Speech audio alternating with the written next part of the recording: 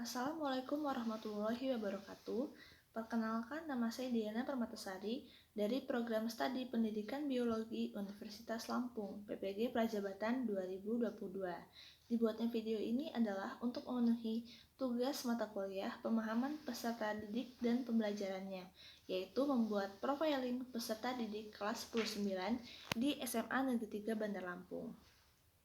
Observasi telah dilakukan pada tanggal 26 Oktober sampai 28 Oktober 2022 pada kelas 19 di SMA Negeri 3 Bandar Lampung. Adapun aspek yang diobservasi yaitu etnik dan kultural, status sosial, kemampuan awal, minat belajar, perkembangan kognitif, gaya belajar, motivasi, perkembangan emosi, perkembangan sosial, moral dan spiritual, serta motorik peserta didik tersebut. Yang pertama adalah etnik dan kultural. Peserta didik kelas 19 ini berasal dari berbagai suku, diantaranya Lampung, Sunda, Jawa, Palembang, dan juga Batak. Dan lebih dari 40% berasal dari suku Lampung. Oleh karena itu, perlu penerapan pembelajaran di sekolah ini harus menyesuaikan. Contohnya adalah penerapan P5 dalam kegiatan pembelajaran. Contoh lainnya juga menggunakan batik motif Lampung dan pemakaian seragam daerah. Kemudian yang kedua yaitu status sosial.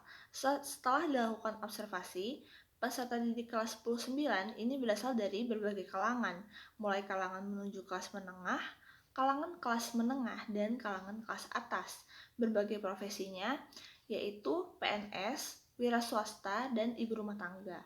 Penghasilan dari profesi orang tua peserta didik ini sangat berpengaruh terhadap kebutuhan peserta didik di sekolah, yaitu berupa kendaraan, pakaian, gadget, dan uang saku.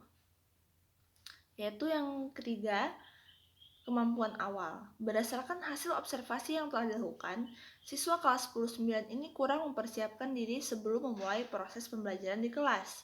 Sehingga tindakan nyata yang bisa dilakukan adalah memberikan pretest atau kuis sebelum memulai pembelajaran, agar siswa memiliki motivasi untuk belajar di rumah sebelum pembelajaran di kelas berlangsung.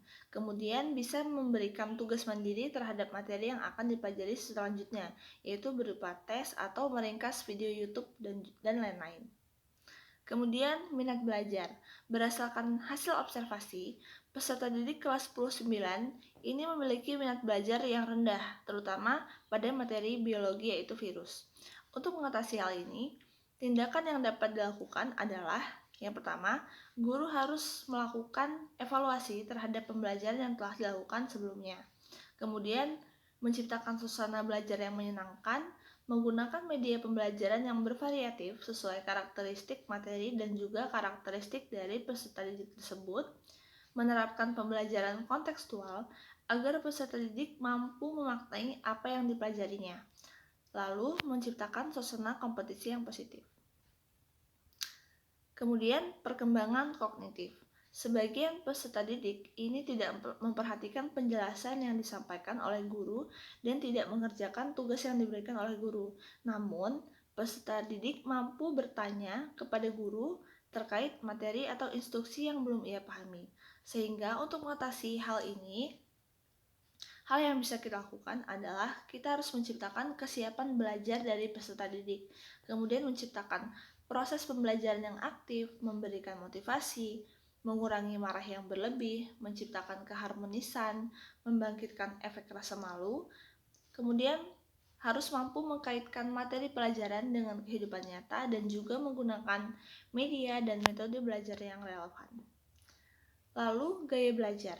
Berdasarkan observasi yang telah dilakukan, gaya belajar yang paling disukai oleh peserta didik kelas 9 ini adalah kinestetik. Lalu sebagian kecilnya berupa audiovisual dan juga visual. Untuk membangkitkan pembelajaran peserta didik dengan gaya belajar yang dominan ini, yaitu kinestetik, yaitu dengan rajin melakukan praktik dan juga eksperimen, jangan memaksa peserta didik untuk melahap teori di buku, memanfaatkan gerakan tubuh dan juga belajar bersama teman. Kemudian, motivasi. Hasil observasi menunjukkan bahwa motivasi peserta didik bersekolah di SMA 3 Bandar Lampung adalah yang pertama, lokasi sekolah ini dekat dengan tempat tinggal. Kedua, rekomendasi dari keluarga. Ketiga, termasuk sekolah yang unggul. Keempat, gagal masuk sekolah yang diinginkan. Nah, dari berbagai alasan ini, untuk masuk ke sekolah SMA 3 Bandar Lampung, maka sebaiknya guru bisa menanamkan motivasi kepada seluruh siswa, yaitu memotivasi untuk mengikuti belajar dengan baik. Kemudian perkembangan emosi. Ruang pembelajaran masih belum terbuka untuk bisa membuat peserta didik ini berekspresi, sehingga tindakan yang bisa dilakukan yaitu melakukan observasi awal untuk mengetahui bagaimana perasaan peserta didik pada saat itu, agar mereka dapat mengenal emosi mereka. Selain itu, guru juga harus melatih peserta didik untuk percaya diri dan tidak ada rasa takut atau grogi dengan membiasakan peserta didik berani berpendapat. Kemudian perkembangan sosial. Untuk membangun atmosfer yang mendukung peserta didik untuk mengembangkan kemampuan bersosialisasinya, dapat dilakukan dengan cara guru mengembangkan kemampuan bersosialisasi peserta didik dengan interaksi saat kerja bersama atau kerja berkelompok. Di sana mereka belajar untuk peka terhadap situasi sekitar, berempati terhadap sesama, saling menghargai pendapat dan kerja masing-masing, serta belajar berinteraksi dan berkomunikasi dengan baik demi terlaksananya suatu tujuan kelompok. Kemudian, perkembangan moral dan spiritual. Untuk mengetahui dan membangun nilai-nilai moral dan spiritual, peserta didik ini membiasakan budaya 3S, yaitu selalu senyum, sapa, dan salam. Kemudian melakukan kegiatan lampung mengaji, yaitu mengaji di kelas sebelum memulai pembelajaran. Kemudian melaksanakan kegiatan sholat zuhur dan asar berjamaah di musola dan melaksanakan sholat Jumat berjamaah di musola. Kemudian perkembangan motorik peserta didik. Peserta didik kelas 10-9 sudah dapat berpikir secara normal, secara formal. Oleh karena itu, dalam kegiatan pembelajaran di sekolah, menuntut peserta didik untuk dapat berpikir secara nyata dan kritis. Pemberian tugas seperti diskusi ataupun proyek melatih peserta didik untuk terbiasa dalam berpikir sistematis. Kemudian, perkembangan motorik peserta didik. Peserta didik kelas 10-9 sudah dapat berpikir secara formal.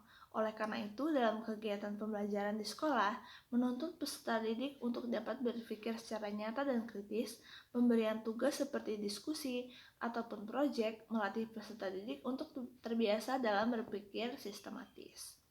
Ini saja hasil dari profiling peserta didik kelas 10-9 yang dapat saya sampaikan. Saya ucapkan terima kasih. Wassalamualaikum warahmatullahi wabarakatuh.